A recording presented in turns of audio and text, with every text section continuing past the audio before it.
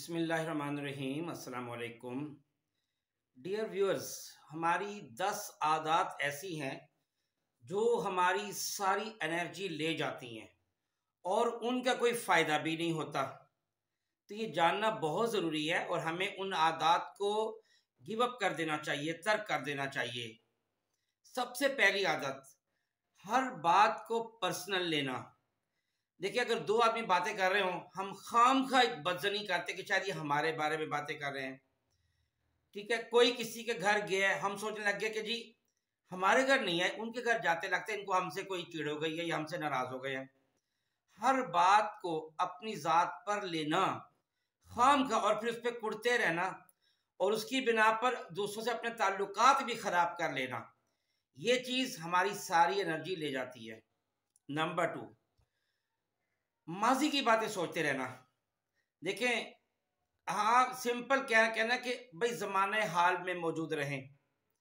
अगर हम माजी में जाएंगे उसका नुकसान ये है कि हम अपने आप को डिप्रेशन का मरीज कर लेंगे। मसलन माजी में कभी कहीं किसी से लड़ाई हुई तो हम सोचते हैं, हाय काश मैं उसको ऐसा जवाब दे देता, मैं पलट कर ऐसा वार करता, मैं ऐसे उसके मुंह पे मुक्का मारता, मैं ये करता, मैं वो करता।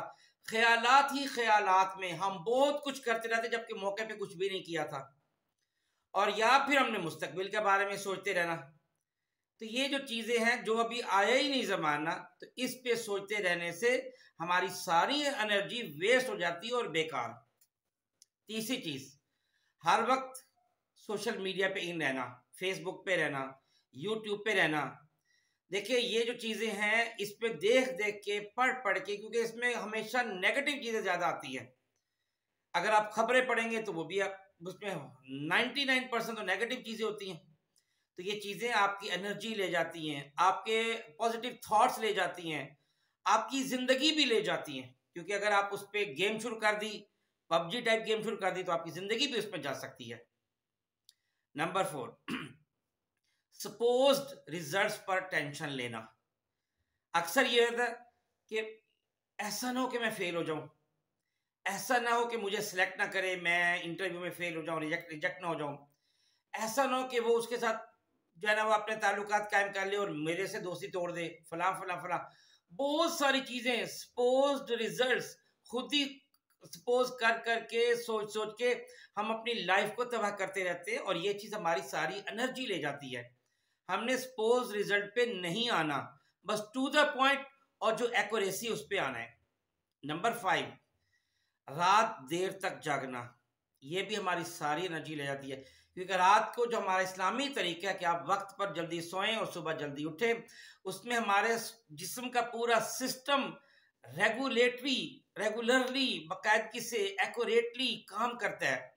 उसमें एक्यूरेसी आ जाती है, उसमें हेल्थ आ जाती है। लेकिन अगर हम रात देर तक जागते हैं तो हमारी जो इम्यूनिटी सिस्टम है, हमारा इम्यून सिस्टम है, वो हाईएस्ट से लोवेस्ट की तरफ जाना शुरू कर देता है और हम आहिस्ता आहिस्ता हम बॉडीली और मेंटली हम वीक होना शुरू हो जाते हैं।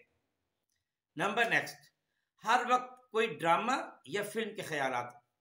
देखिए, हम कोई भी ड्रामा या मूवी देखते हैं ना, वो हम देखते हैं तफरीह के लिए, उसको हम अपनी जिंदगी का हिस्सा हम ना बनाएं या हम उसको अपने टेंशन की रीजन ना बना लें। क्योंकि ड्रामा ऐसी जगह पे आमतौर पे खत्म होता है जहाँ पे सस्पेंस होता है। अब फिर वो ड्रामा अगले हफ्ते आना है तो पूरा हफ्ता टेंशन में लगे रहते हैं, अच्छा कि कौन एंटर हो रहा था, इसने किसको देख के ऐसा चुकन्ना हुआ, वगैरह वगैरह। तो हम उसी को सोचते रहते हैं और खाम का, वो तो एक ड्रामा है, वो तो एक अदाकारी, एक एक्टिंग है, उसका आम जिंदगी से कोई ताल्लुक ही नहीं है। जिस तरह राइटर ने लिख के दिया हुआ, जिस तरह डायरेक्टर ने उसको गाइड किया हुआ, उस तरीके से परफॉर्म हो रहा है, उसका हकीकत से ताल्लुक नहीं होता। तो वो जो हम देखते हैं एंजॉयमेंट के लिए, वो तो मकसद ही फौत हो गया। नंबर 7 है नेक्स्ट, पुअर डाइट। जब हम अच्छी ग़िज़ा नहीं लेते, फास्ट फूड की तरफ हमारा फोकस ज़्यादा है या मीट की तरफ फोकस ज़्यादा है, हम वेजिटेबल कम ले रहे हैं, हम सीरियल्स कम ले रहे हैं, हम फ्रूट कम ले रहे हैं, हम दूध कम ले रहे हैं, तो जाहिर है ये हमारी सारी एनर्जी बाकी चीज़ें ले जाएंगी। फिर एक और, हर वक्त शिकवा, मसला, शिकायत, इशू, हर वक्त बस यही। भाई ये हम सब का एक अलमिया है कि हम शिकायत और मसलों पर आते हैं, इन चीज़ों को छोड़ दें, सलूशन पे आ जाए। हर चीज़ का एक सलूशन है। इशू को अगर आप 5% सोचते हैं तो सलूशन का 95% सोचे। देखिए फिर कैसे मसले हल होते हैं। आपकी ज़िंदगी से शिकायत और मसले ख़त्म हो जाएंगे। नंबर नेक्स्ट, गपशप।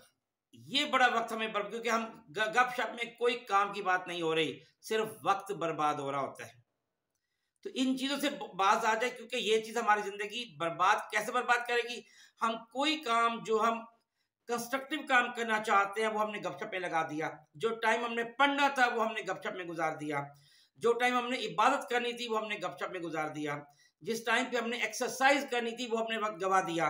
तो हम अपनी सारी एनर्जी वेस्ट कर रहे हैं। और लास्ट पॉइंट, दूसरों को खुश करने की कोशिश में लगे रहना। ये चीज़ भी हमारी सारी एनर्जी ले जाती है। हम चाहते हैं कि सब हमसे खुश रहें। भाई याद रखें, खुश तो सारे अल्लाह से भी नहीं है, खुश तो सारे रसूल करीम सल्लल्लाहु अलैहि वसल्लम से भी नहीं है, खुश तो कोई अक्सर बल्कि सारी औरत माँ बाप से भी खुश नहीं होती। तो हम दूसरों को खुश, मैं माँ बाप की बात यहाँ पे नहीं कर रहा हूँ, कि जनरल बात कर रहा हूँ कि दूसरों को खुश रखने की कोशिश में हम हमेशा लगे रहते हैं। और उसको खुश रखने की कोशिश में हम बाज़-औक़ात हराम काम भी कर रहे होते हैं, बाज़-औक़ात हम कंप्रोमाइज़ कर रहे होते हैं, बाज़-औक़ात हम इलीगल काम पे आ जाते हैं, बाज़-औक़ात हम खुशामद में लगे रहते हैं, बाज़-औक़ात उनका हम खूब खिलाते पिलाते हैं, उनकी दावतें करते हैं, हम उनके आगे झुकते हैं, पता नहीं क्या कुछ कौन कौन सी खुशामद है जो हम नहीं करते, लेकिन दूसरे खुश फिर भी नहीं होते।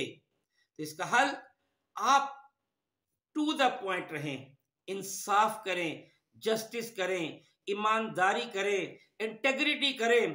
तकरीबन आप देखें लोग आपसे खुश ही हो जाएंगे।